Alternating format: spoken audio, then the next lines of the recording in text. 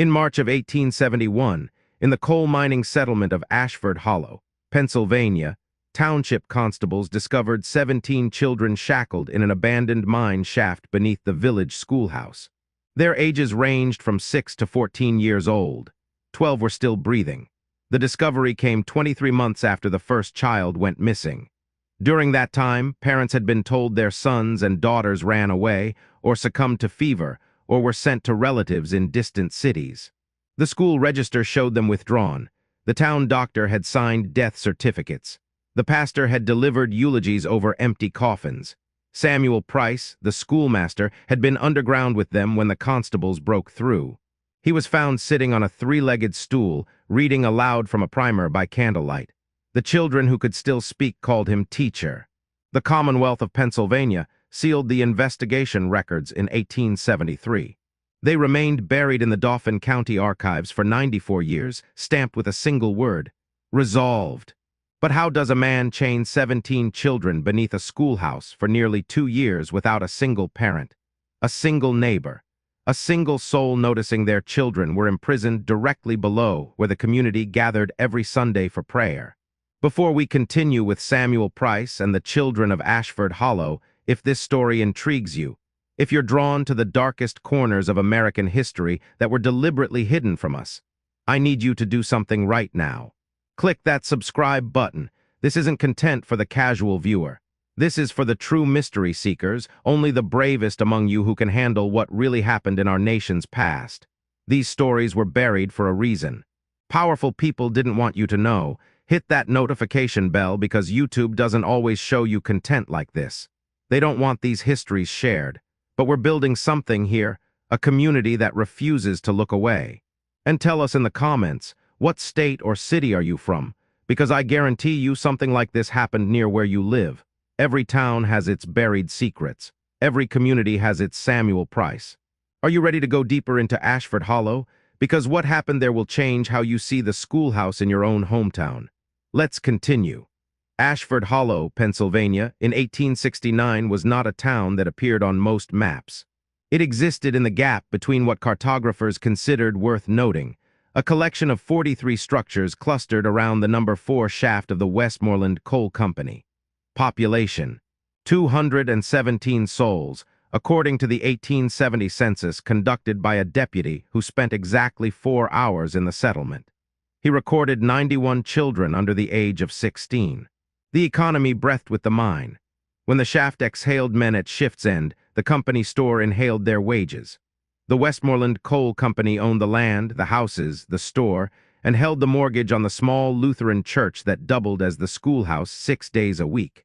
Sunday belonged to God.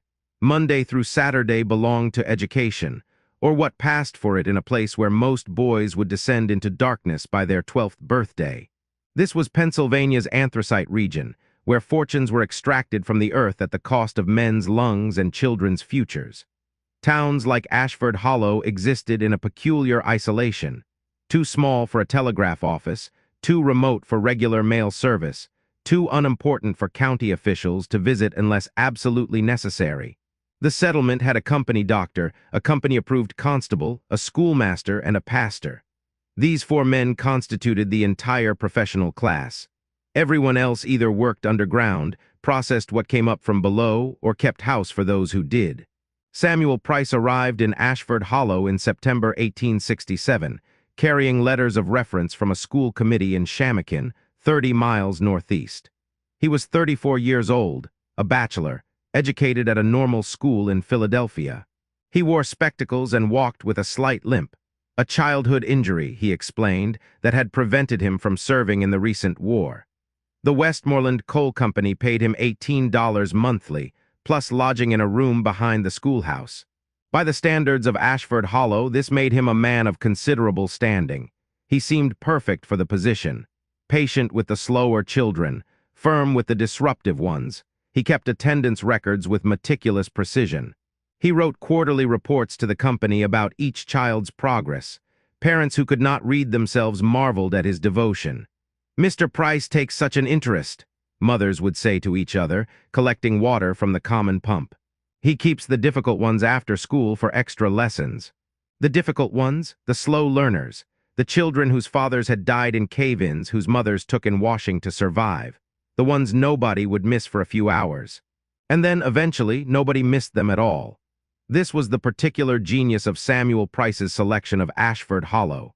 In a community where death was commonplace, where mine accidents claimed 3 or 4 men yearly, where children succumbed to scarlet fever and consumption and simple infected wounds, disappearance carried less weight than it might elsewhere. People vanished from coal towns all the time. They ran off to Philadelphia or Pittsburgh seeking better prospects. They died quietly in company houses and were buried quickly in shallow graves. Record-keeping was informal. Death certificates were often filed months late or not at all. And the population churned with such regularity that the exact count of souls was always approximate. Into this environment of casual mortality and economic desperation, Samuel Price inserted himself like a key into a waiting lock. He understood that in Ashford Hollow, a schoolmaster was trusted without question. That parents who worked 12-hour shifts underground or over washing tubs had little energy to interrogate a learned man about educational methods. That a community desperate for respectability, for some indication that their children might escape the mines, would embrace anyone who promised the civilizing force of education. The schoolhouse itself was a modest structure, one large room with benches, a coal stove, a slate board, and the schoolmaster's desk. Behind it, connected by a short hallway, was Price's private quarters, a single room with a bed, a table, and a locked door that led to what he told the few visitors he ever had was a root cellar. It was not a root cellar. Beneath the schoolhouse, accessible through that locked door and down a ladder into darkness, lay an abandoned exploratory shaft from the early days of the Westmoreland mine. The company had drilled it in 1851, found the coal vein too thin to be profitable, and sealed the entrance.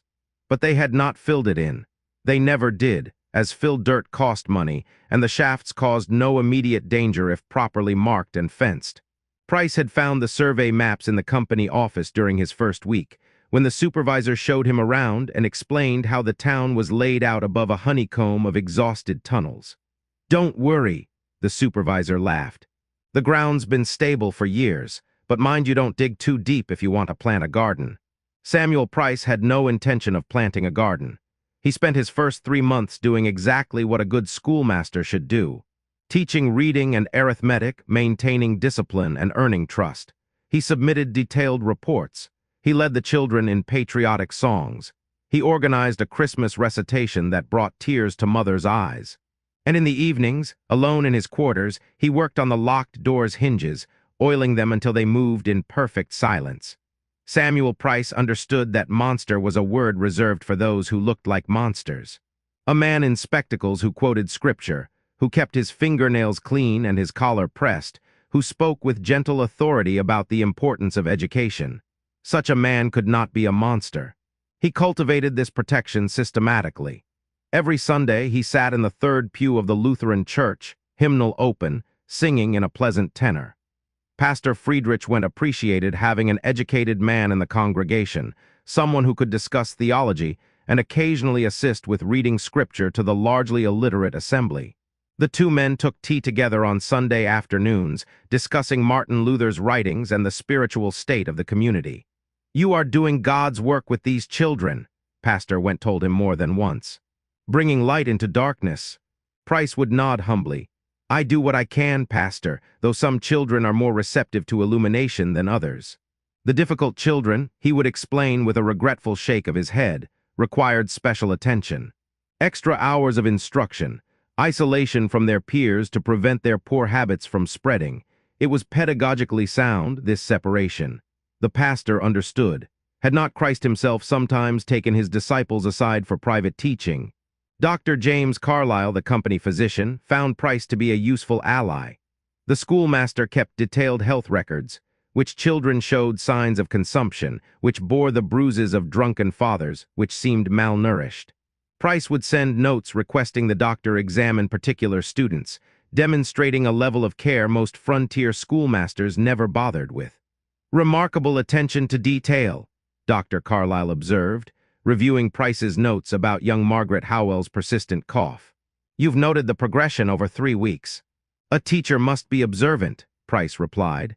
The children spend more waking hours with me than with their own parents. This was true. In coal country, parents left for the mines before dawn and returned after dusk. Children were fed, clothed when possible, and otherwise left to fend for themselves or attend school. The schoolmaster became a de facto guardian for 8 hours daily, longer for those who stayed after for extra lessons. Constable William Drayton, a former miner who'd lost 3 fingers in a cable accident, relied on Price for assistance with the limited literacy demands of his position.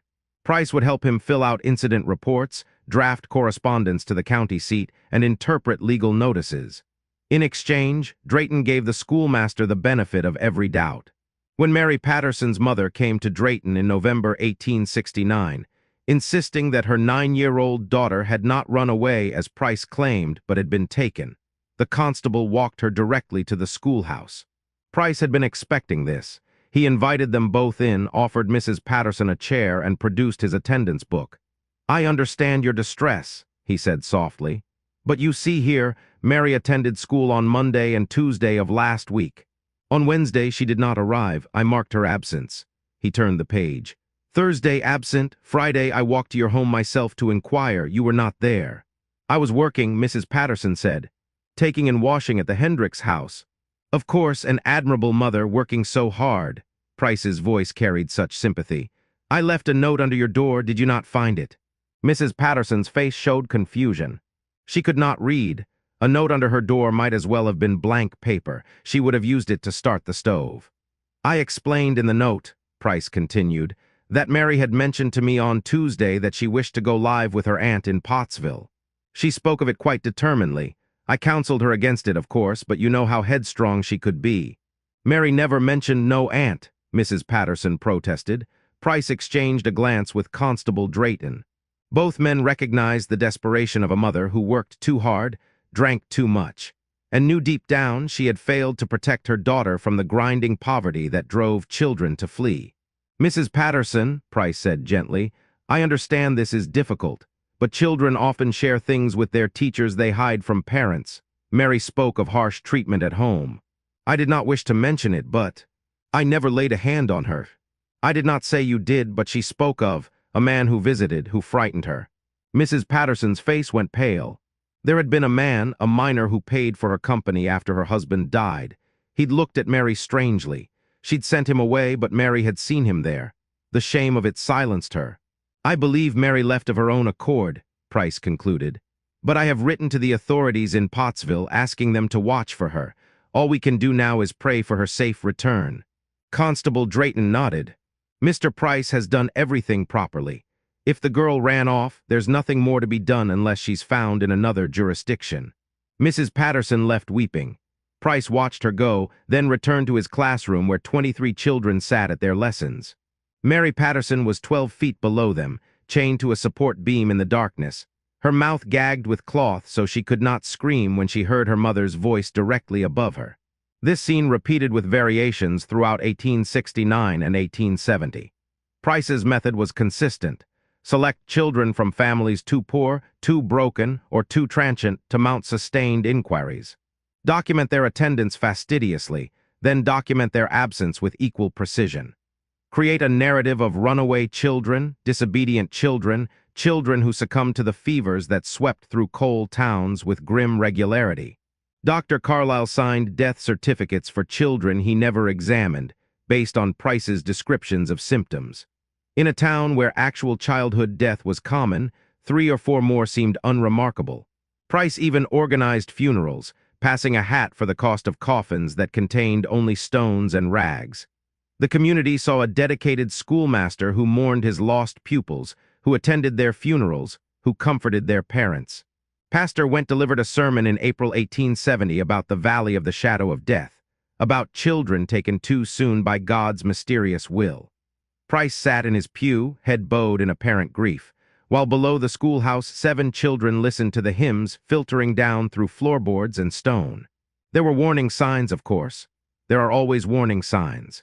Thomas McKee, age 11, had been seen by his older brother near the schoolhouse on a Saturday evening in January 1870, 3 weeks after Price reported him as having run away to stay with relatives in Harrisburg. The brother Robert mentioned this to their father, who dismissed it. Boys looked alike.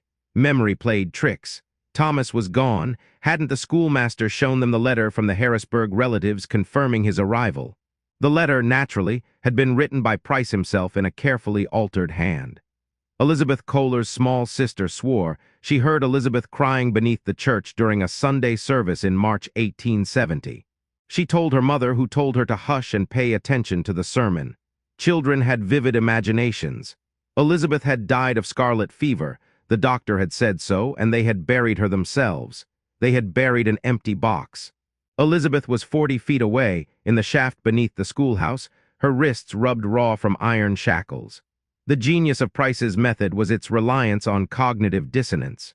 No one could believe that the man who taught their children arithmetic, who led them in patriotic songs, who showed such care and attention to their development, could be the same man who would chain them underground like animals. The two realities could not coexist in a rational mind. So the community chose the reality that made sense. Children died of fever, or ran away to escape poverty, or were sent to relatives for better opportunities. These things happened in coal towns. They happened all the time. The alternative, that a trusted authority figure was systematically disappearing children into a hole beneath their feet, was simply too monstrous to contemplate. And so Samuel Price continued his work, both above ground and below, secure in the knowledge that the greatest weapon a predator possesses is not strength or cunning, but respectability. The unraveling began not with suspicion, but with simple bureaucratic annoyance.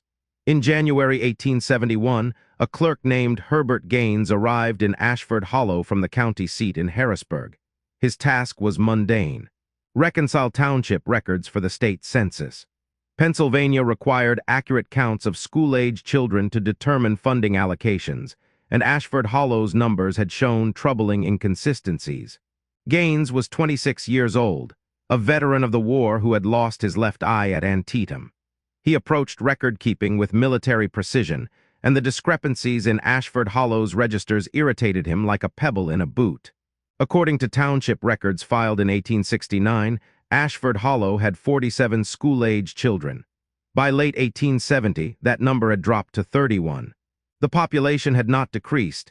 In fact, the mine had hired additional workers, bringing in families from Scranton and Wilkes-Barre.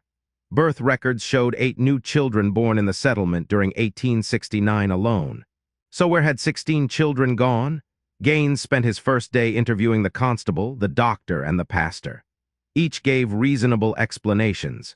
Families moving away for better prospects, childhood mortality from fever and consumption, children sent to live with relatives in Philadelphia or Pittsburgh. It's the nature of these coal settlements, Dr. Carlyle explained, spreading his hands. People come and go, children are fragile here. But when Gaines asked to see the death certificates, he found only 4. When he asked for records of families who had moved away, Constable Drayton could provide only vague recollections and second-hand reports. "We're not exactly formal with paperwork out here," Drayton admitted. "Most folks can't read anyway." This might have satisfied a less meticulous man. But Herbert Gaines had spent 3 years in the Army keeping supply records, and he knew the difference between poor record-keeping and no records at all. On his second day, he visited the schoolhouse. Samuel Price received him cordially, offering tea and producing his attendance ledger. Unlike the township's scattered records, Price's book was immaculate. Each child's name, their attendance marks, their academic progress, all documented in neat script.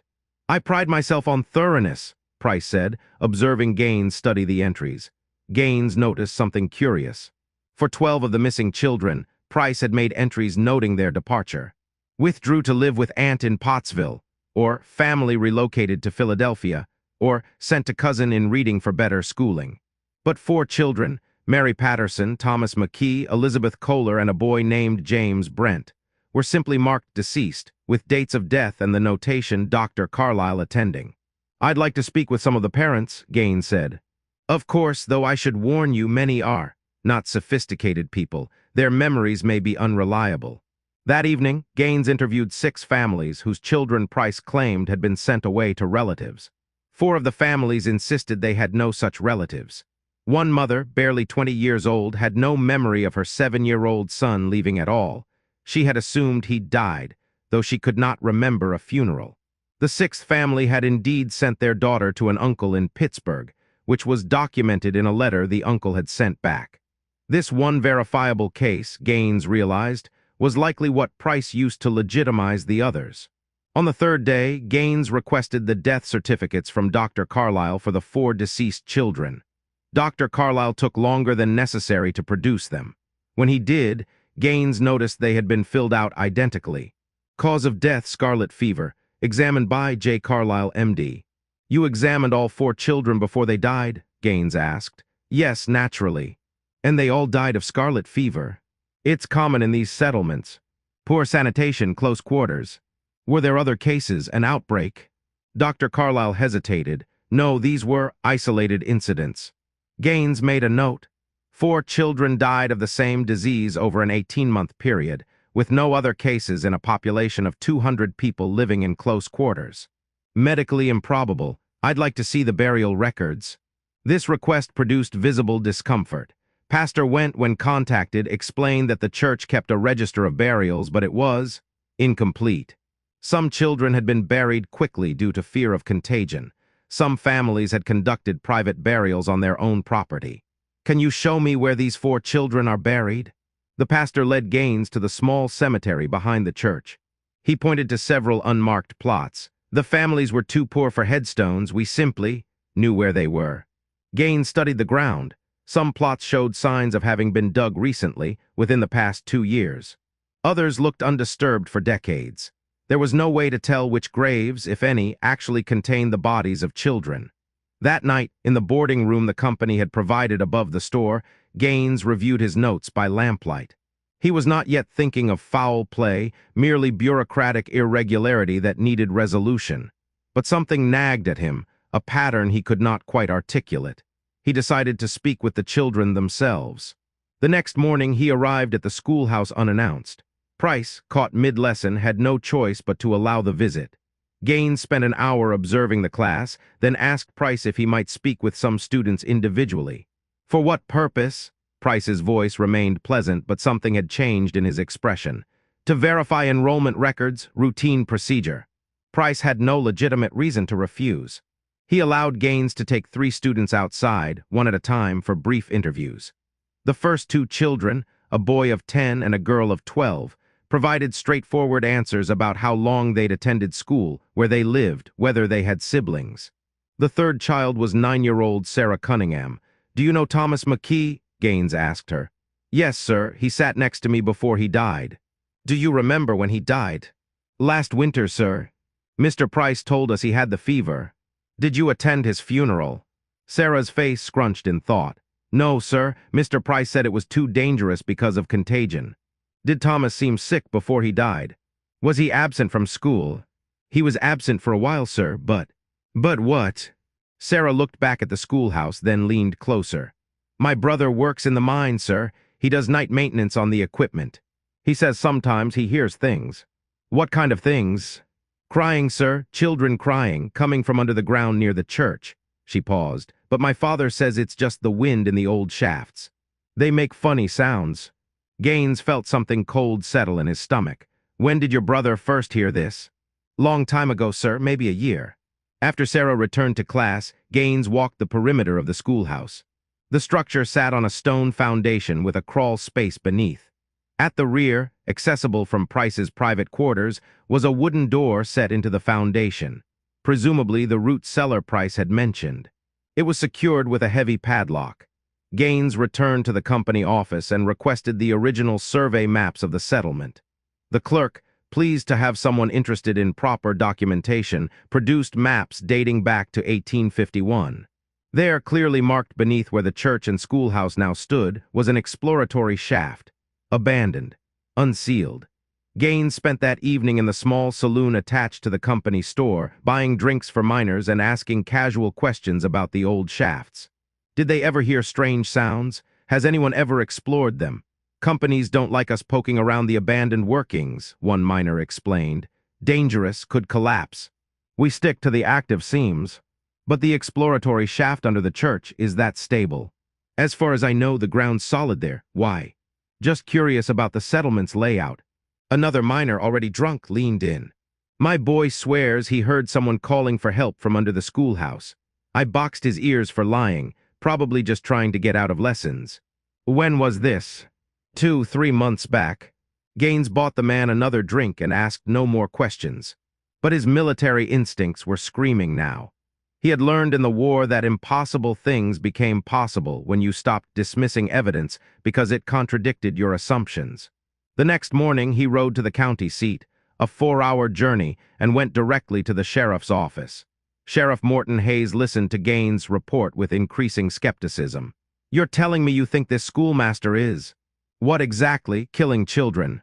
I'm telling you there are 16 children unaccounted for, 4 questionable death certificates, reports of crying underground, and an abandoned mine shaft directly beneath the schoolhouse that the schoolmaster has access to. That's not evidence. That's speculation. Then help me gather evidence, request an examination of the graves, interview the families properly, search the schoolhouse." Hayes sighed. "On what grounds? We can't just accuse a respectable schoolmaster based on record-keeping errors and children's ghost stories. Then conduct a wellness check, verify that the children who were supposedly sent to relatives actually arrived."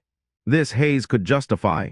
He assigned a deputy to send telegrams to authorities in Pottsville, Philadelphia, Reading, and Harrisburg, inquiring about children who had supposedly been sent there from Ashford Hollow.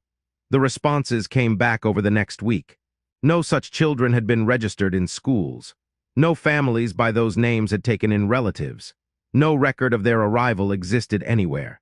Sheriff Hayes, now concerned, personally accompanied Gaines back to Ashford Hollow on March 2, 1871.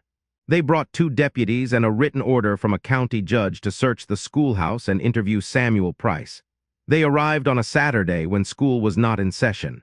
Price answered the door in shirt sleeves, affecting surprise. "Sheriff Hayes, what brings you all the way out here?" "Need to ask you some questions about missing children, Mr. Price, and we'll need to search the premises." "Missing children? I'm not aware of any missing children." Price's voice remained calm, but Gaines noticed his hands had begun to tremble slightly. "The children you reported as having been sent to relatives. We have no record of their arrival. I can only report what the parents told me. If the children ran off instead of going where they claimed, that's hardly my responsibility. We'd also like to examine your cellar, Mr. Price." For just a moment, something flickered across Price's face. Then it vanished, replaced by cooperative confusion. "My cellar? Certainly, though I'm not sure what you expect to find. I use it for storing coal and root vegetables." He produced a key from his pocket and led them through his private quarters to the locked door. The padlock was new, Gaines noted, heavy brass. Price unlocked it and pulled the door open. A ladder descended into darkness. The smell that emerged was immediate and unmistakable. Human waste, unwashed bodies, and something else. The peculiar scent of fear and captivity that any veteran of the war recognized from prisoner camps. Sheriff Hayes drew his revolver. Mr. Price stepped back from the door. "I don't understand." "Step back now." One of the deputies descended the ladder with a lantern. He was down there for perhaps 30 seconds before they heard him vomit, then shout. "Sweet Jesus Christ, Sheriff, get down here, there are children chained down here." Samuel Price ran. He made it perhaps 20 yards before Gaines, who had kept his eye on the schoolmaster rather than the cellar entrance, tackled him to the ground. They struggled briefly before the second deputy assisted and Price was subdued. "It's not what you think," Price gasped, blood running from his nose where Gaines had struck him. "I was educating them, special education. They needed discipline, structure, they were willing pupils." Sheriff Hayes emerged from the cellar shaft, his face pale. "How many are down there?" The deputy's voice floated up from below. "I count 12, no 13, some are." "Sheriff, some aren't moving, and there are bodies, old bodies." Hayes looked at Samuel Price with an expression of such profound revulsion that the schoolmaster actually flinched. "Take him to the wagon," Hayes said quietly. "Chain him. If he tries to run again, shoot him in the legs." They brought the children up one by one. 13 were alive, though several were barely conscious. 4 were found dead, their bodies in varying states of decomposition. By their clothing and the tags Price had methodically attached to their ankles, because even in his madness he kept records. They were identified as children who had been missing for 4 to 18 months. The scene in the shaft, as Gaines would later testify, was something from a medieval dungeon. The children were shackled to support beams in groups of 3 or 4, with roughly 6 feet of chain allowing them minimal movement. Buckets served as latrines, a single barrel of water with a dipper, blankets but no beds, and books, dozens of primers and readers and arithmetic texts because Samuel Price had indeed been teaching them. Dr. Carlyle, summoned to treat the survivors, broke down weeping when he saw what his death certificates had concealed. "I never examined them," he confessed. "Price told me they died, described symptoms, and God forgive me, I trusted him. I signed certificates for children I never saw." By nightfall, news had spread through Ashford Hollow. Families who had buried empty coffins, who had been told their children ran away, who had accepted the word of a trusted schoolmaster, descended on the settlement in a state of collective shock and rage. Pastor Went stood outside the church, built directly above where children had been imprisoned, and tore his clerical collar from his neck. "I preached God's word above their suffering," he said to no one in particular. "We sang hymns while they were chained in darkness." The question everyone asked in various forms was the same. How did we not know? But Herbert Gaines, watching the survivors being loaded into wagons for transport to the hospital in Harrisburg, understood exactly how. People saw what they expected to see. Authority figures were trusted, and in a place where death and hardship were so common, a few more tragedies simply blended into the background. Samuel Price had not been a monster who invaded their community. He had been a monster they had welcomed, respected, and defended. And that, Gaines realized, was the true horror of Ashford Hollow. If this is giving you chills, if you're sitting there thinking about the schools in your own community, the trusted teachers and authority figures you never questioned, then you understand why this story was buried for almost a century. I need you to do something right now. Share this video, not because I want views, but because stories like this repeat themselves when we forget they happened.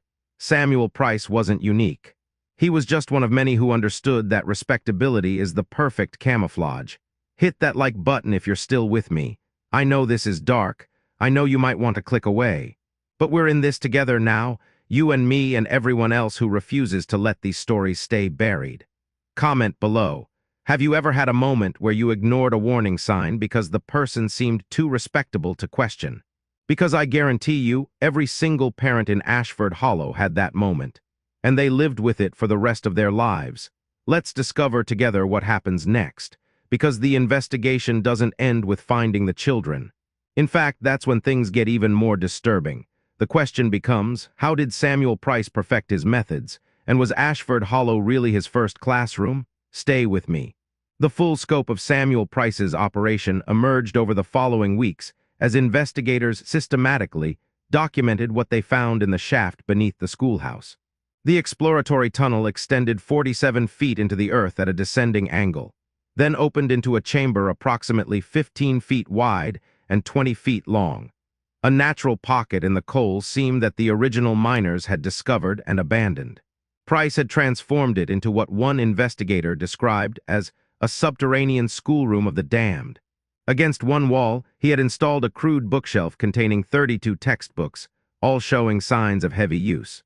Arithmetic primers, reading books, a grammar text, a volume of biblical verses, even a geography text describing places these children would never see. The children had been arranged in 3 groups, shackled to different support beams. According to the testimony of survivors, Price had organized them by age and ability level. The advanced students, the oldest children who had been captive longest, were given more chain length and positioned nearest to a small table where Price would sit and conduct lessons. These children could reach the water barrel and the food boxes he would lower down the shaft twice daily. The intermediate students had less mobility. They could reach the latrine buckets and access books, but could not reach the water without assistance from the advanced students.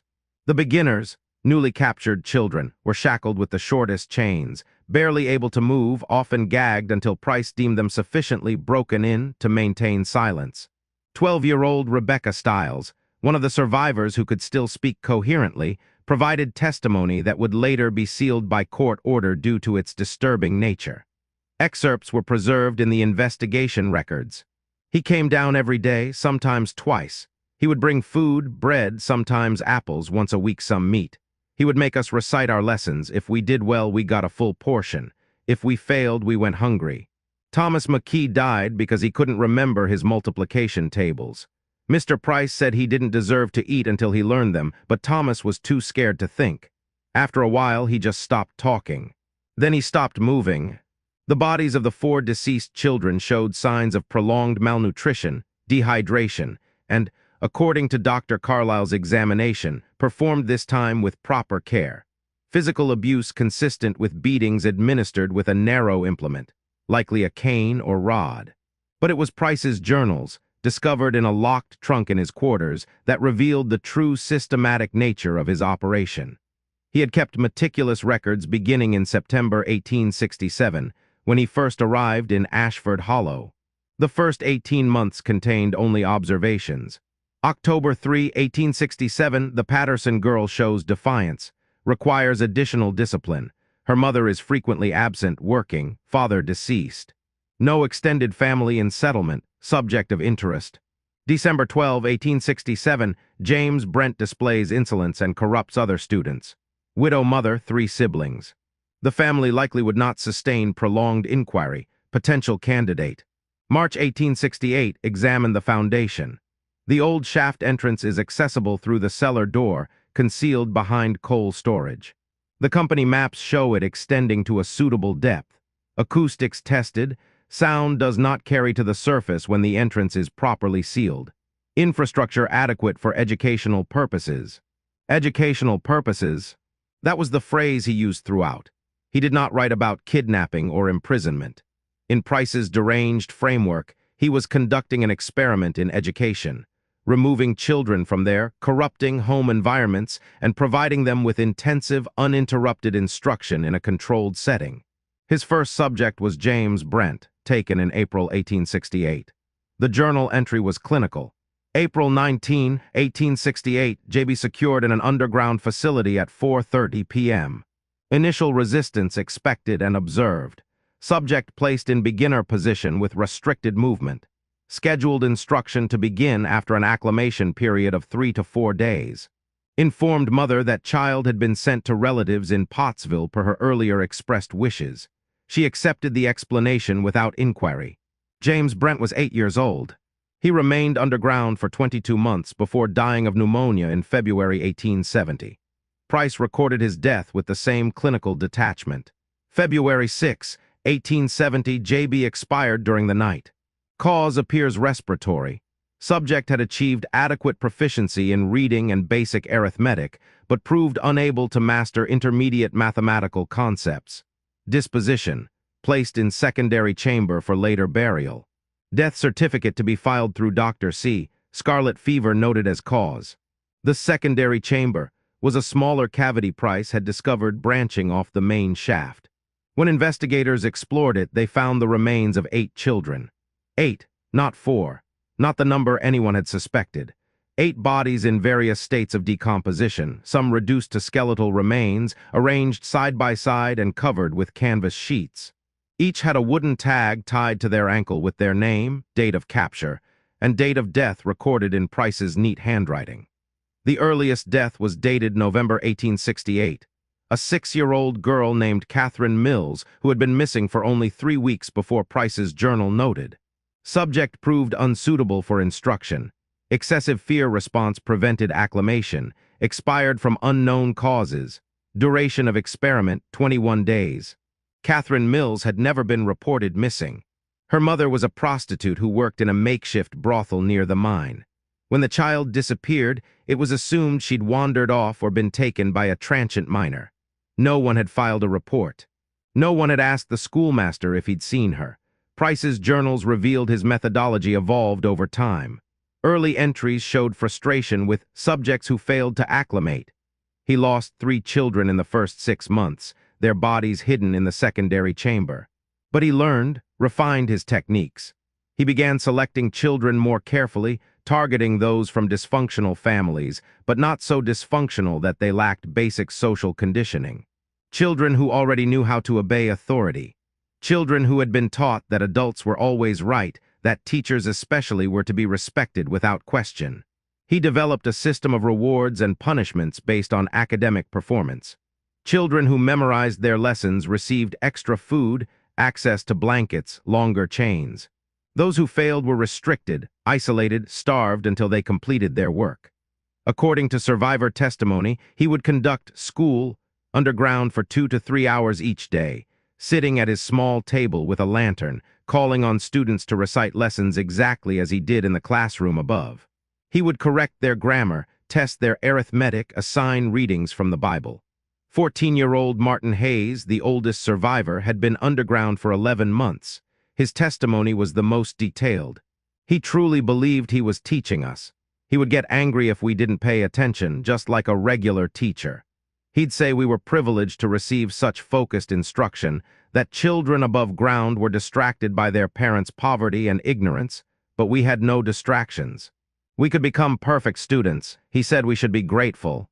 The psychological dimension was perhaps most disturbing. Price had created a grotesque parody of a classroom, complete with lessons, recitations, and academic hierarchy. The advanced students were given responsibilities: distributing food, emptying waste buckets, teaching younger children their letters. He had fostered a system where children policed each other, where those who had been captive longest sometimes helped restrain newly captured children, believing that cooperation would earn them eventual release. He promised we would be freed once our education was complete, Rebecca Stiles testified.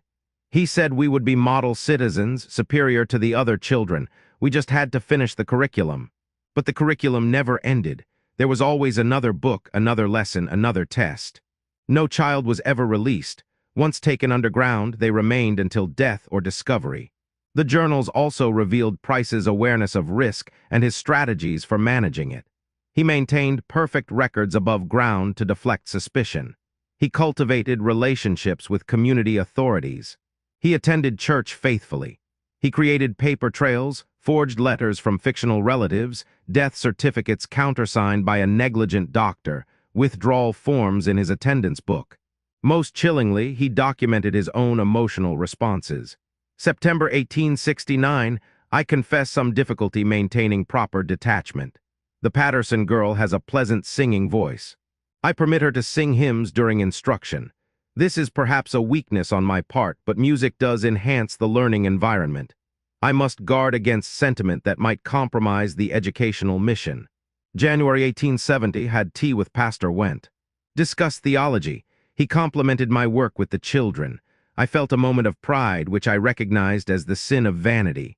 The work is its own reward. The subjects below are achieving remarkable progress, far beyond what surface education could provide. This validates the methodology, though worldly authorities would not understand. He knew what he was doing was wrong by society's standards. But he had constructed an elaborate internal justification, a delusion that he was conducting important pedagogical research, that the suffering he inflicted was necessary for the greater good of education. When Sheriff Hayes interrogated him after his arrest, Price maintained this framework. They were learning, he insisted.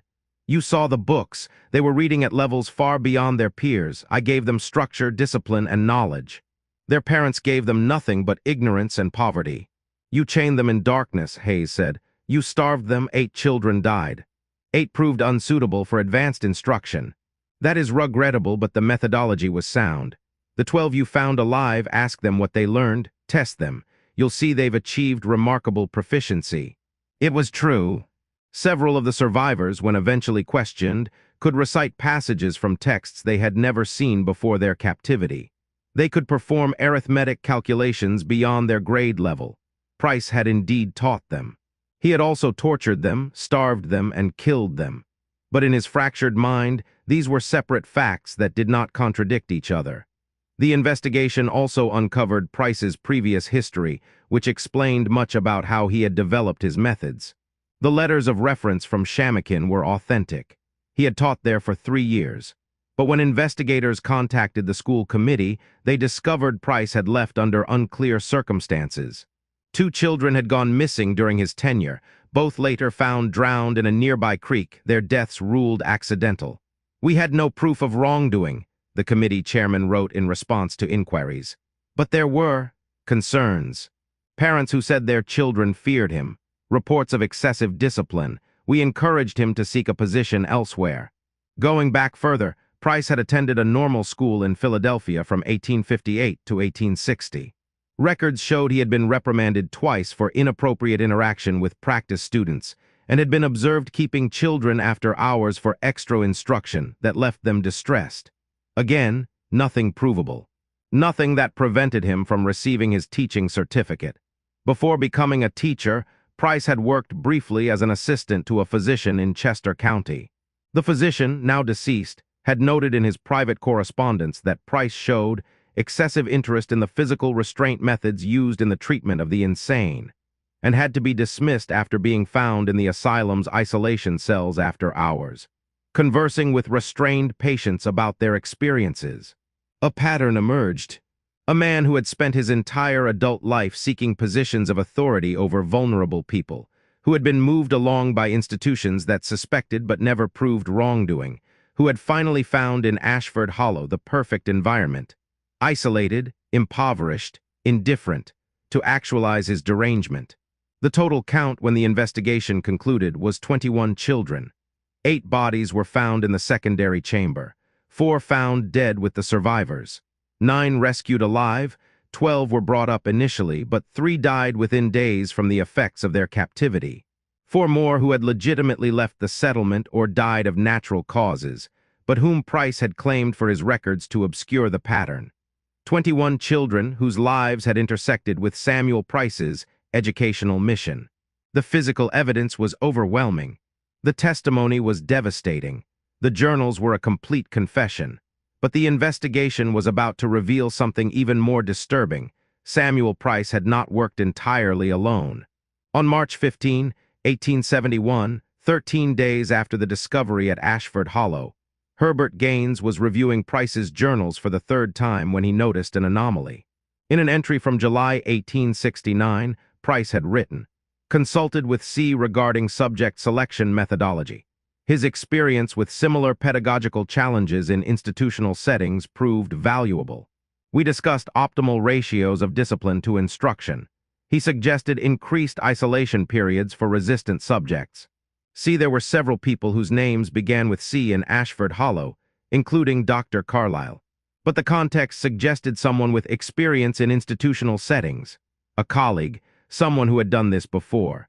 Gaines cross-referenced this against Price's earlier journals and found 2 other references. November 1868, received correspondence from C. His facility operates on similar principles, but with legal sanction. The methods he describes are remarkably consistent with my own observations. We are, in different contexts, pursuing the same refinement of human potential through controlled environments. April 1870, C. visited briefly while passing through the region, examined the underground facility, offered several suggestions for improved ventilation and organization. His approval was gratifying, so few understand the work. Someone had visited, someone had seen the shaft, the children, the entire operation, and had offered suggestions for improvement. Gaines brought this to Sheriff Hayes, who was coordinating with the district attorney on building the case against Price. We need to find out who C is. Price had an accomplice, or at minimum, a confidant who knew what he was doing. Price, awaiting trial in the Dauphin County Jail, initially refused to identify his correspondent. But when confronted with the journal entries and threatened with charges against anyone he might be protecting, he finally spoke. "Charles Hewitt," Price said. "Dr. Charles Hewitt. He runs the Laurel Heights Institution for defective children in Berks County." The name meant nothing to Gaines or Hayes. But when they contacted the State Board of Charitable Institutions, they learned that Laurel Heights was a privately operated residential facility for children deemed mentally deficient, incorrigible, or otherwise unsuitable for normal society. It had been in operation since 1862 and housed approximately 60 children, funded through a combination of county payments for indigent placements and private fees from families who wanted difficult children removed from their homes.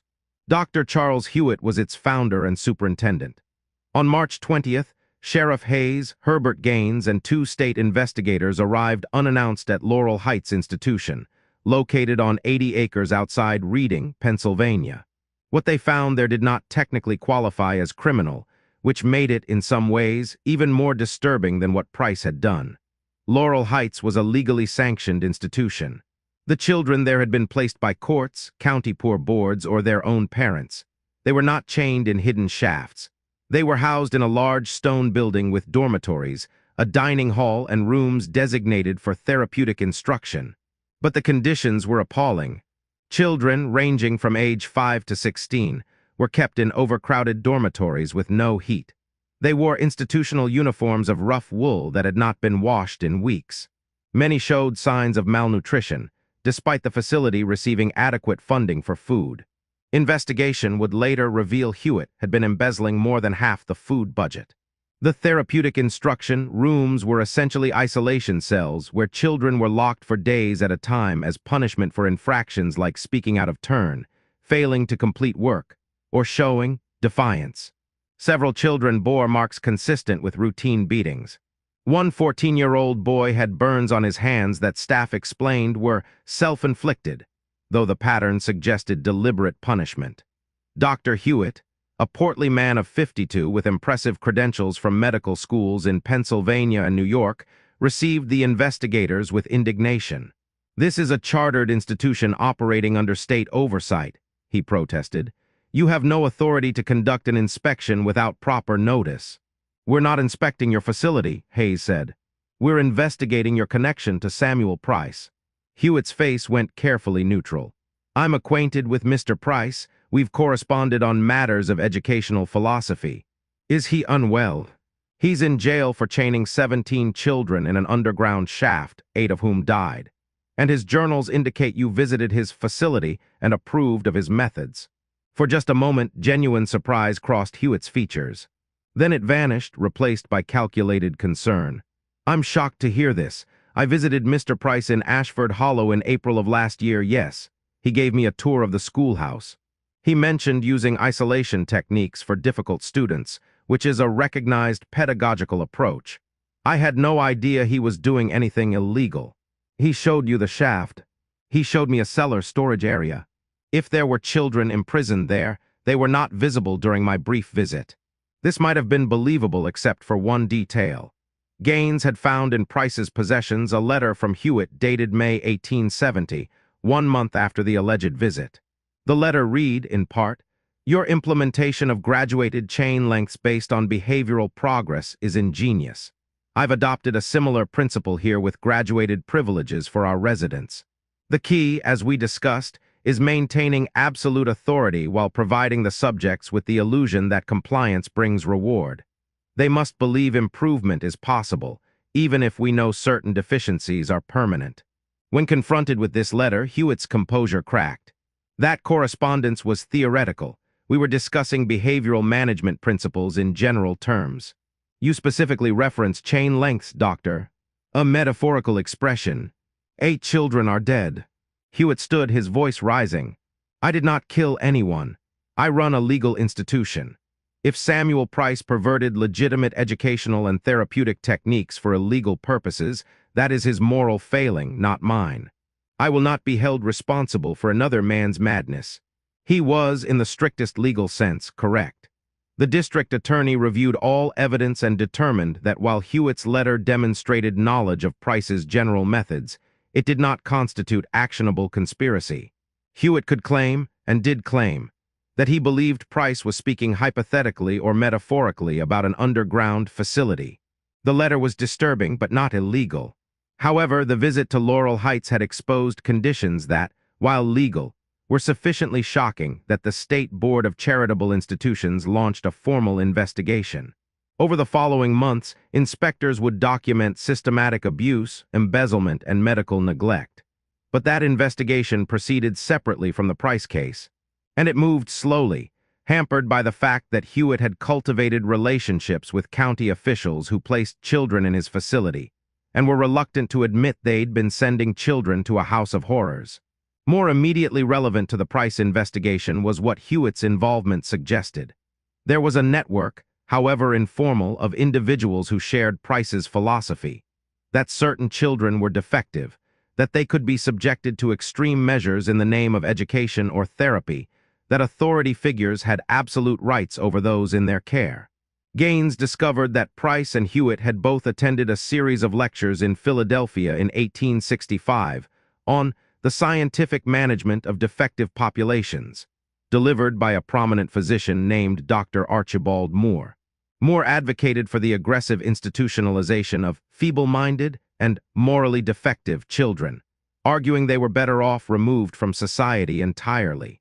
Records showed 47 attendees at these lectures, including schoolmasters, physicians, asylum superintendents, and poorhouse administrators from across Pennsylvania and neighboring states. How many of them, Gaines wondered, had taken Moore's theories as license for abuse?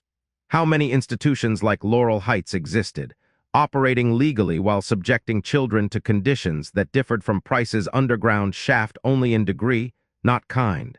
The investigation expanded to contact others who had attended the lectures. Most were respected professionals who expressed appropriate horror at Price's crimes. Several ran institutions that, while strict, met basic standards of care. But 3 other attendees could not be located. They had moved, changed positions, or simply disappeared from public records. One, a schoolmaster named Edmund Worth, had left his position in Allentown in 1869 under circumstances the school board refused to discuss. Efforts to locate him proved unsuccessful. Meanwhile, pressure was mounting to limit the scope of the investigation. The Westmoreland Coal Company, concerned about publicity that might affect its labor recruitment, wanted the matter resolved quickly and quietly. Company lawyers met with the district attorney to discuss appropriate discretion in handling sensitive matters that might reflect poorly on the settlement.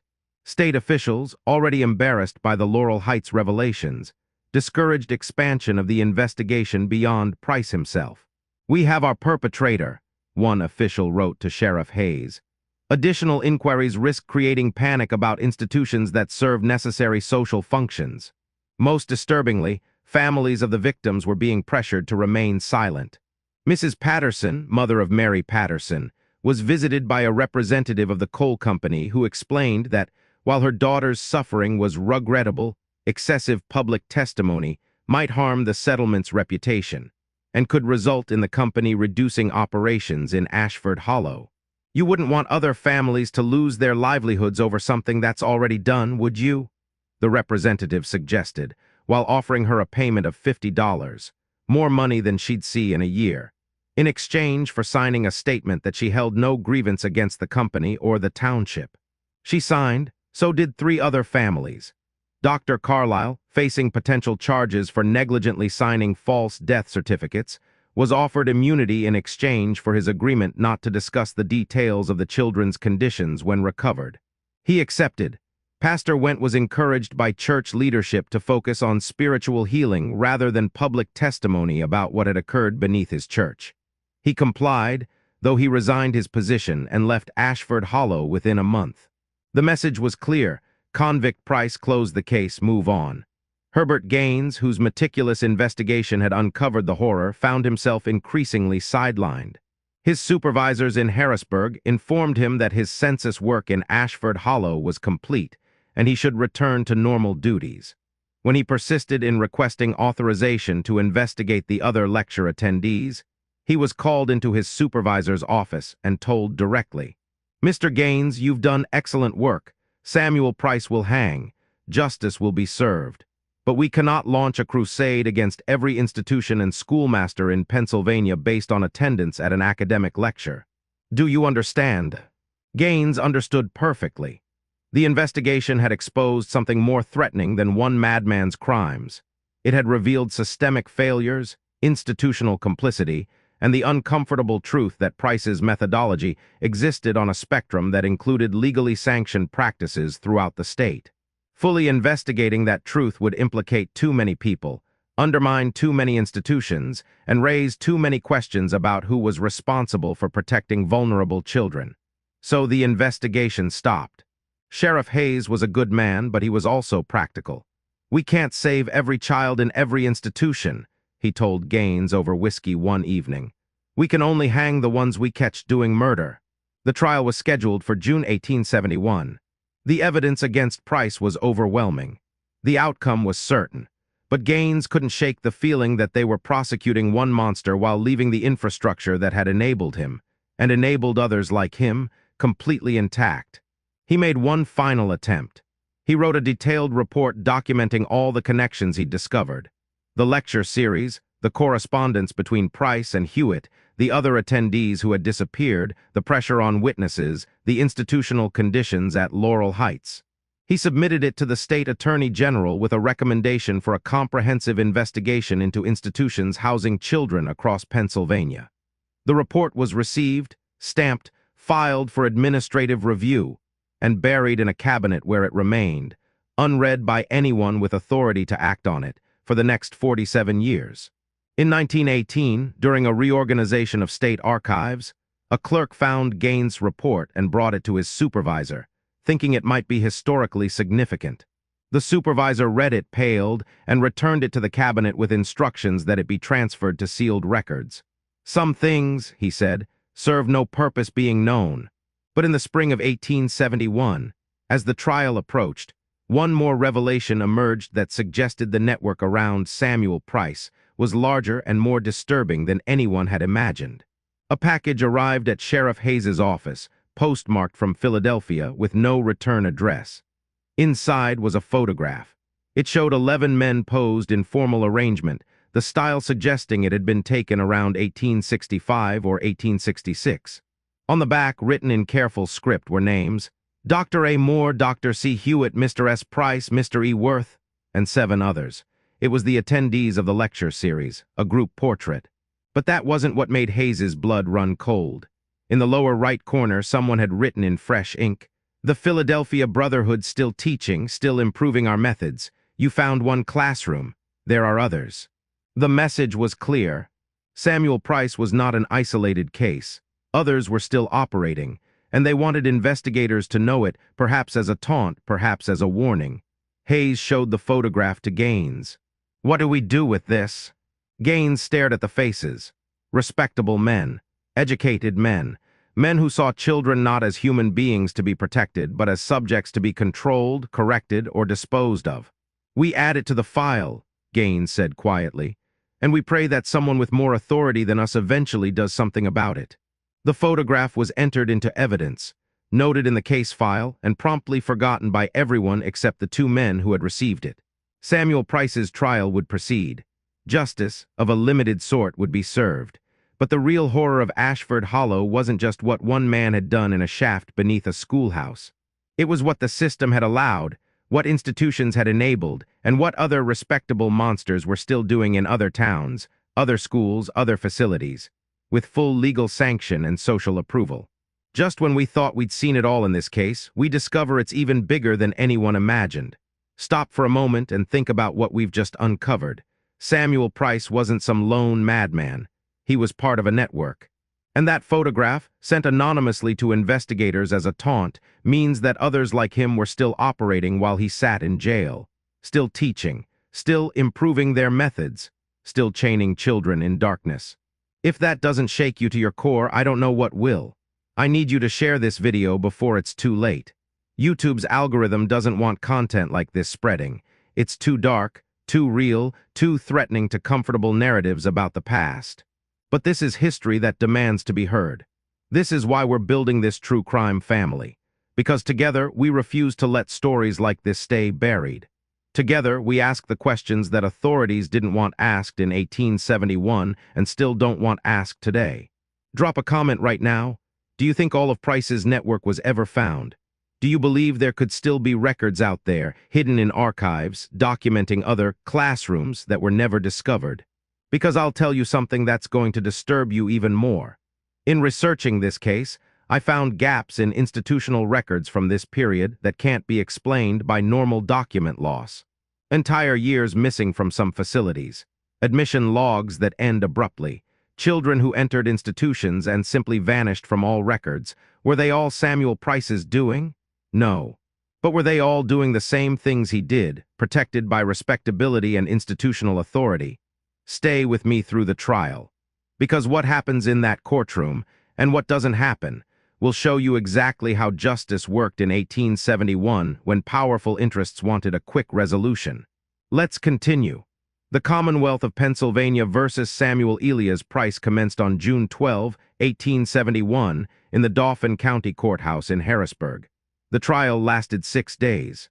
District Attorney William Thornton had wanted a longer proceeding, one that would thoroughly document every aspect of Price's crimes and send an unmistakable message about the protection of children.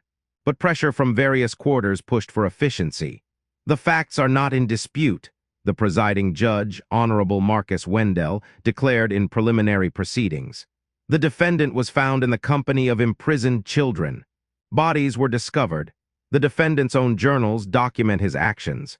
Let us proceed expeditiously to the inevitable conclusion. Price had been assigned a defense attorney, Thomas Blackwell, a young lawyer fresh from Philadelphia who had initially seen the case as an opportunity for public attention. After reviewing the evidence, he met with Price and emerged from the jail looking physically ill. "I cannot mount a defense of innocence," Blackwell told the court. "My client admits to the acts he is charged with. The only question is his mental competency." This became the sole defense strategy. Price was insane, therefore not criminally responsible. Dr. Harrison Polk, a physician specializing in mental disorders, examined Price over 3 days and testified that while the defendant showed profound moral deficiency and delusional thinking regarding his educational mission, he understood the difference between right and wrong and had taken elaborate steps to conceal his actions, evidence of sanity under the law. Mr. Price knew society would condemn his actions, Dr. Polk testified. He maintained a false persona, created false documentation, and concealed evidence. These are not the actions of a man who lacks understanding of legal and moral boundaries. These are the actions of a man who knowingly violated those boundaries while understanding the consequences should he be discovered. The prosecution called 12 witnesses over 4 days. Herbert Gaines testified about the investigation, methodically presenting the attendance records, the journal entries, the forged letters, and the survey maps showing Price's awareness of the shaft beneath the schoolhouse. Dr. Carlisle, granted immunity, testified about signing death certificates without examining the children, his voice breaking as he admitted, "I trusted him completely. He was educated, respectable. It never occurred to me to verify his claims. God forgive me." Sheriff Hayes described the discovery, the condition of the children, and the contents of the underground chamber. But the most powerful testimony came from the survivors. 3 children were deemed healthy enough to appear in court: Rebecca Stiles, age 12, Martin Hayes, age 14, and a 10-year-old boy named Joseph Kern. Rebecca testified for 40 minutes, describing her capture, the conditions underground, the lessons Price forced them to complete, and the deaths of other children she had witnessed. Defense attorney Blackwell cross-examined her gently, trying to establish that she was confused, that perhaps she misunderstood Price's intentions. "Did Mr. Price ever tell you why he brought you underground?" Blackwell asked. "For education, sir. He said we were privileged to receive such focused instruction." "And did he actually teach you?" "Yes, sir, he taught us every day." "So he was, in his own way, trying to help you." District Attorney Thornton objected immediately, but Rebecca answered before the judge could rule. "He was trying to make us perfect students, sir. He said our parents made us defective with their ignorance, but he could fix us. He said learning required suffering, and suffering proved we were serious about improvement. When Thomas McKee died, Mr. Price said it was Thomas's own fault for not trying hard enough. The courtroom sat in absolute silence. He believed the dying was our fault, sir. That we died because we weren't good enough students." Blackwell had no further questions. Martin Hayes's testimony focused on Price's systematic approach. The groupings by ability, the reward and punishment structure, the way Price would sometimes bring books from above and compare the underground students' progress to those in the regular classroom. "He would tell us we were achieving more than the children above," Martin said. "He showed us their arithmetic slates to prove they were slower than us. He said we should be proud of what we were accomplishing, even though we had to suffer to accomplish it." "Did you believe him?" Thornton asked. "For a while, sir. When you're in darkness and someone is the only person who brings light, even if they're the one who put you in darkness, you start to believe what they tell you.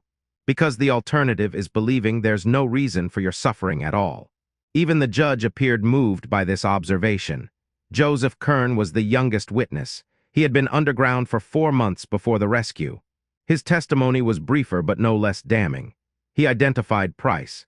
He described being taken from the schoolhouse after regular lessons ended, being told he was going to receive special advanced instruction, and then being forced down the ladder into darkness. "I cried for my mother," Joseph said. "Mr. Price said crying was for babies, and he was going to make me a man through education. He said my mother was too ignorant to teach me, but he would save me from ignorance." The boy looked directly at Price for the first time. But he was the ignorant one, wasn't he? Because he didn't know that chaining children in the dark was evil. Price, who had sat impassively through most of the trial, finally reacted. He stood suddenly, his chair scraping loudly. "I was not ignorant," he shouted. "I understood perfectly what I was doing. They were defective children from defective families, and I was correcting them. That is what education is, correction of defects. You think teaching is simply kindness and patience. No. True education requires control, isolation from corrupting influences, and the application of discipline until defects are eliminated." His attorney tried to quiet him, but Price pushed him away. "I have read Plato. I have studied the great pedagogues. They all understood that education is fundamentally about control. Control of the body to discipline the mind, control of the environment to prevent corruption, control of every variable until perfection is achieved. The only difference between what I did and what every institution in this Commonwealth does is that I was honest about it. I was perfecting the methodology that others implement incompletely." Judge Wendell banged his gavel. "Mr. Price, sit down or you will be removed from the courtroom. They chain children in asylums. They lock them in rooms in orphanages and poor houses. They beat them in schools. Dr. Hewitt does the same thing I did, but with legal sanction.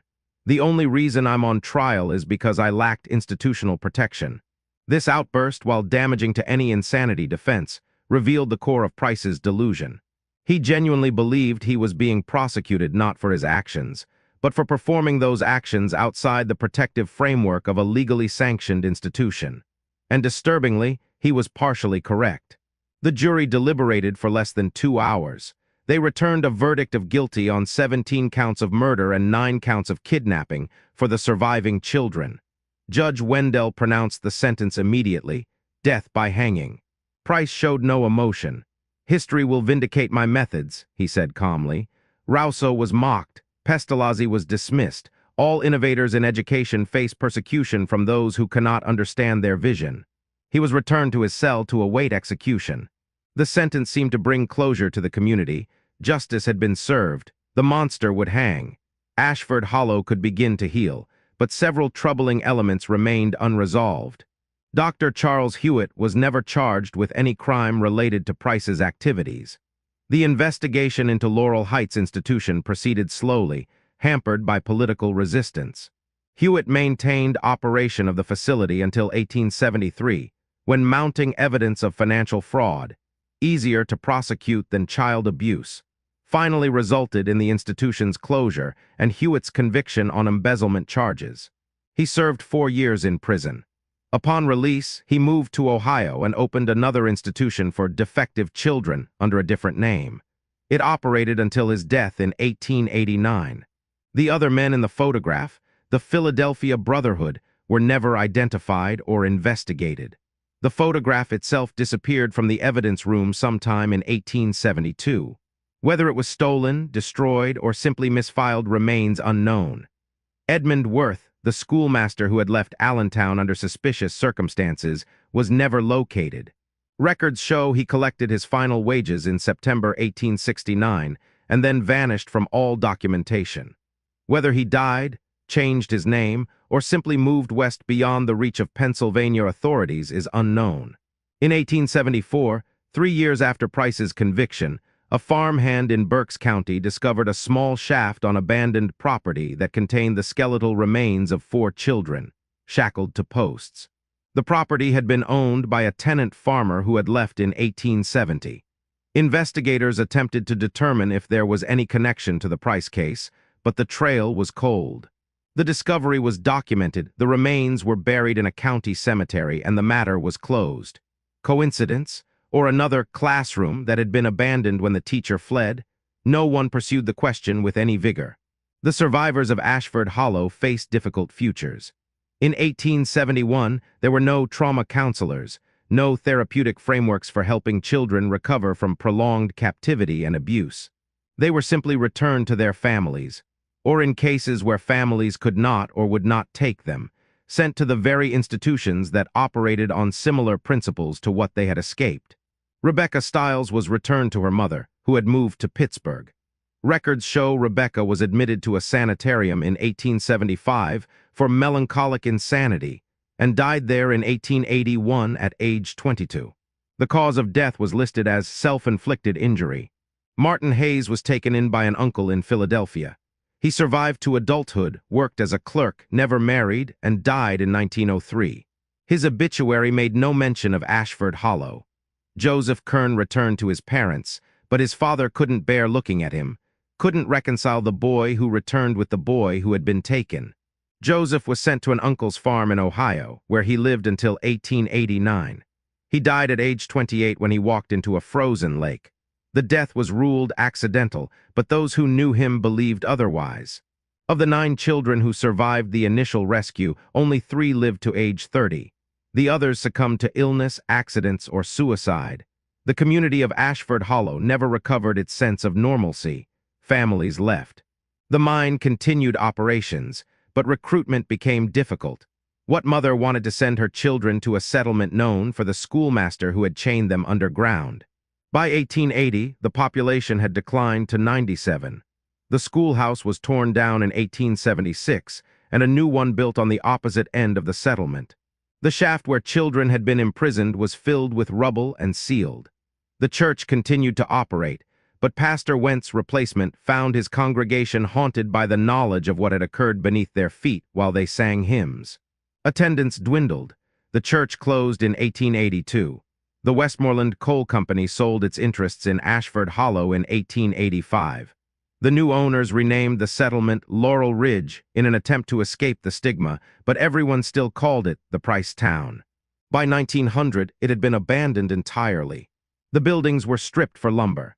The mine entrance was sealed. The cemetery was left to grow over with weeds. Today, nothing remains of Ashford Hollow except a few foundation stones and the filled-in shaft where 17 children were imprisoned. Samuel Price was hanged on November 3, 1871, at 6:47 a.m. in the courtyard of the Dauphin County Jail. Approximately 200 spectators attended, despite the early hour. His last words were, "I die a martyr to pedagogical truth. Future generations will understand what you cannot." The hanging was botched, the drop was miscalculated, and Price did not die instantly from a broken neck. He strangled slowly over the course of approximately 6 minutes while the crowd watched in horrified silence. Some said it was incompetence. Others whispered it was deliberate, a final punishment for a man who had made children suffer. His body was buried in an unmarked grave in the prison cemetery. No one claimed it. No service was held. But the execution of Samuel Price did not close the book on what he represented. In the decades following his death, similar cases emerged across the United States. Schoolmasters, asylum superintendents, orphanage directors who used their authority to abuse, torture, and kill children under the guise of education or therapy. Most were caught only by accident. Most had operated for years before discovery. And most, like Price, had networks of colleagues who shared their philosophies, if not their extreme actions. The institutional reforms that should have followed the Ashford Hollow case never materialized. There were no new oversight requirements for schools or institutions, no mandatory inspections, no training for identifying abuse. Because acknowledging the full scope of what Price represented would have required acknowledging that the line between legitimate institutional discipline and criminal abuse was thinner than anyone wanted to admit. Easier to hang one monster and move on. In 1965, during Pennsylvania's sesquicentennial celebrations, a historical society researcher found the sealed records of the Price case and petitioned to have them opened for academic study. The petition was denied. The records were resealed with the notation, "No historical value, contents disturbing without educational merit." They remained sealed until 2011, 140 years after the trial, when they were finally transferred to the state archives and made available to researchers. By then, everyone who had lived through the events was long dead. The survivors, the investigators, the community members who had trusted Samuel Price, all gone. The only voices that remained were those in the documents. Price's meticulous journals, the testimony of children who described darkness and chains, and a man who believed suffering was education, and the hollow, bureaucratic language of a system that had failed to protect them. Justice of a sort had been served in 1871, but the justice was incomplete. The networks were never dismantled. The institutional structures that enabled abuse continued. Other children in other places suffered in similar darkness. And the question that Herbert Gaines had asked in his buried report remained unanswered. How many other Samuel Prices were there, operating with institutional sanction, who simply never made the mistake of working outside legal frameworks? The records don't say. Perhaps they never will.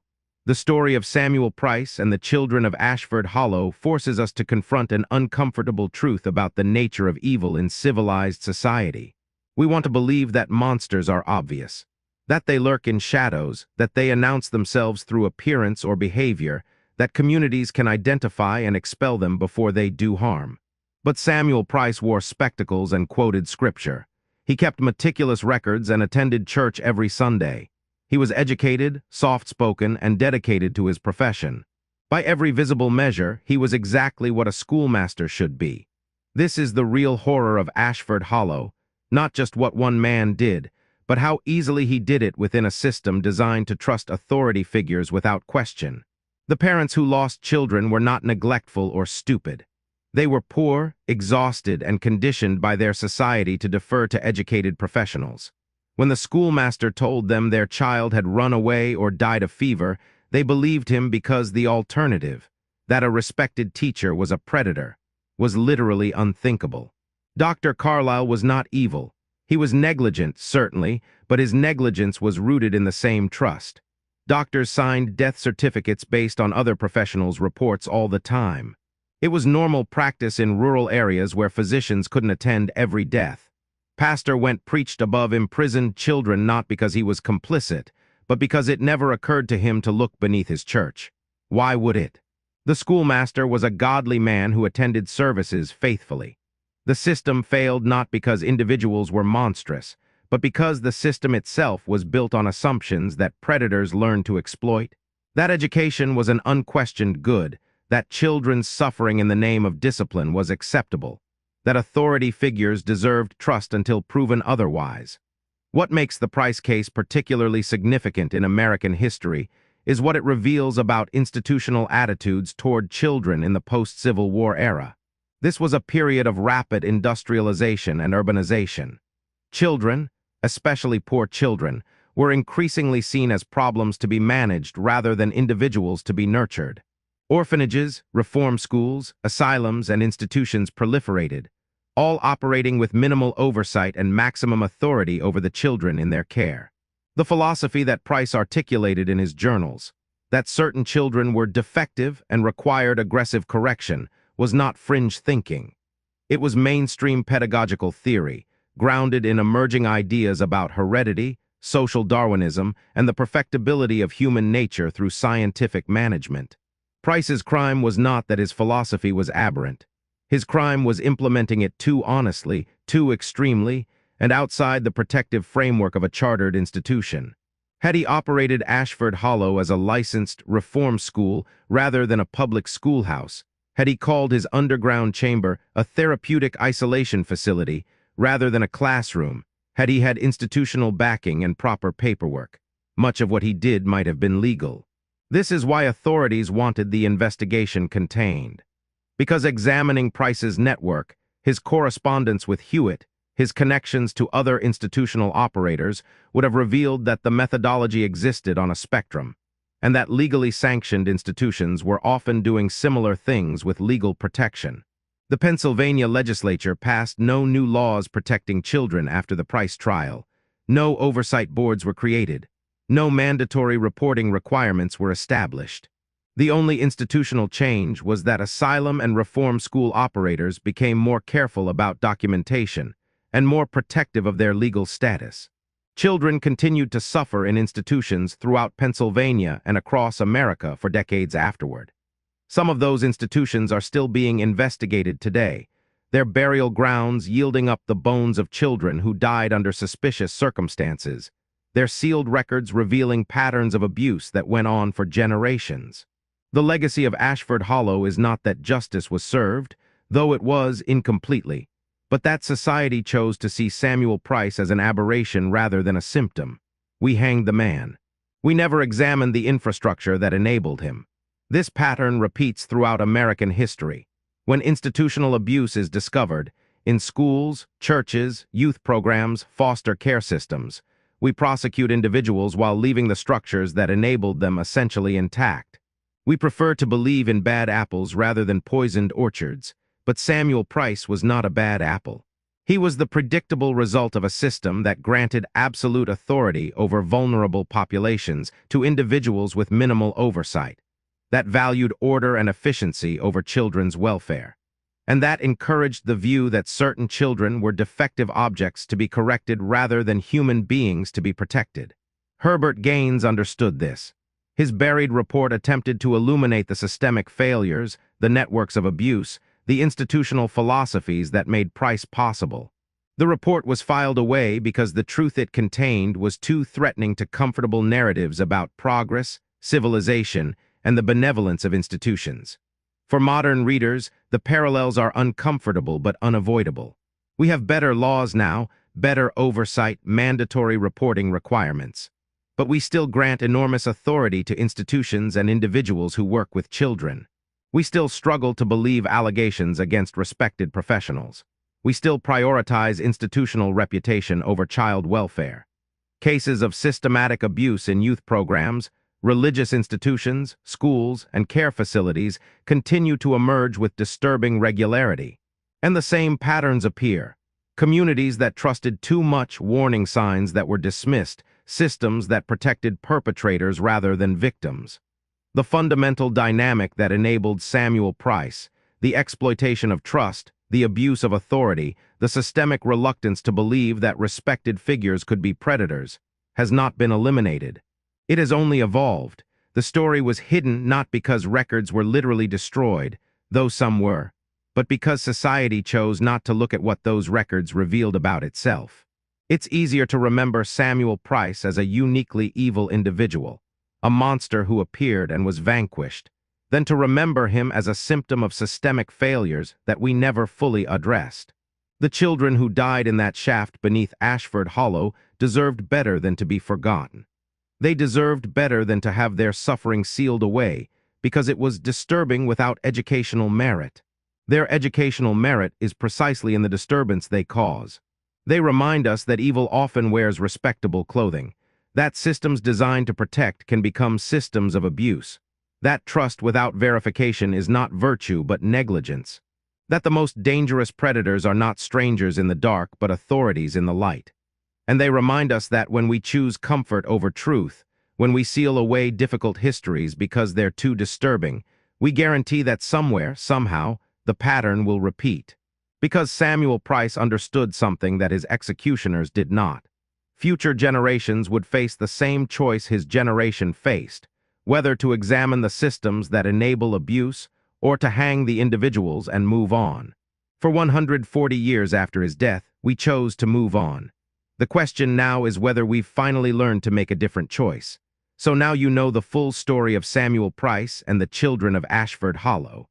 But here's the question I want you to wrestle with, the question that should keep you awake tonight. What do you think really happened to the other men in that photograph?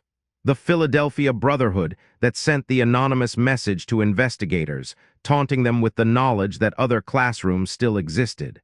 Did they stop after Price was hanged? Did they dismantle their network out of fear? Or did they simply become more careful, more hidden, more protected by institutional walls? We know Edmund Worth vanished in 1869 and was never found. We know that a shaft in Berks County with 4 dead children was discovered 3 years after Price's execution. We know Dr. Hewitt opened another institution in Ohio and operated it for 16 more years. And we know that there are gaps in institutional records from this period. Missing years, vanished admission logs, children who entered facilities and simply disappeared from history. Were all of those gaps innocent record-keeping failures? Or were some of them deliberate erasures, evidence destroyed by people who knew what they'd done and who had the institutional authority to hide it? I want you to tell me in the comments. Do you believe all of Price's network was found? Do you think there are still sealed records out there, in archives and old institutional files, documenting horrors that have never been revealed? Because here's what I know from researching cases like this. Every time we think we've found the worst of it, we discover there was more. Every time we unseal records that were too disturbing to be made public, we find that officials knew more than they admitted and did less than they should have. The Ashford Hollow records were sealed for 140 years. What's still sealed? What are we still not being told about the institutions that had custody over vulnerable children in the 1800s and early 1900s? If this story has affected you, if you understand why histories like this can't stay buried, then I need you to do something right now. Subscribe to this channel, because we're not done telling these stories. Next week, we're investigating the Ironwood Home for Wayward Girls, where 43 children died between 1883 and 1891, and where the matron's diary suggests she was corresponding with like-minded colleagues about proper discipline methods. Sound familiar? Hit that notification bell because YouTube doesn't want you seeing content like this. It's too dark, too real, too threatening to the narrative that the past was simpler and institutions were trustworthy. But you're here because you're brave enough to face the truth. You're part of this community that refuses to look away from difficult history. Share this video with someone who needs to understand that monsters don't always look like monsters. That the greatest evil often hides behind respectability, credentials, and authority. And leave a comment telling me, what state are you from, and do you know the history of the institutions in your area? Because I guarantee you, every state has its own Samuel Price. Every community has buildings where terrible things happen behind closed doors. Some of those buildings are still standing. Some of those records are still sealed. Together, we're going to keep digging, keep questioning, keep refusing to accept that some histories are too disturbing to be told. The children of Ashford Hollow couldn't speak for themselves. They died in darkness, their suffering hidden by a system that valued reputation over truth. But we can speak for them now. We can make sure their story isn't forgotten again. We can use their tragedy to ask hard questions about the institutions and authority figures we trust today. That's why this work matters. That's why you matter, for being here, for listening, for refusing to let these stories stay buried. Thank you for your bravery in hearing this. Thank you for being part of this community that believes truth, however dark, is better than comfortable ignorance. I'll see you next week when we open the files on Ironwood. Trust me, you won't want to miss it. Until then, stay curious, stay skeptical, and remember, the most dangerous words in any language are, "That could never happen here." Samuel Price's neighbors said the same thing.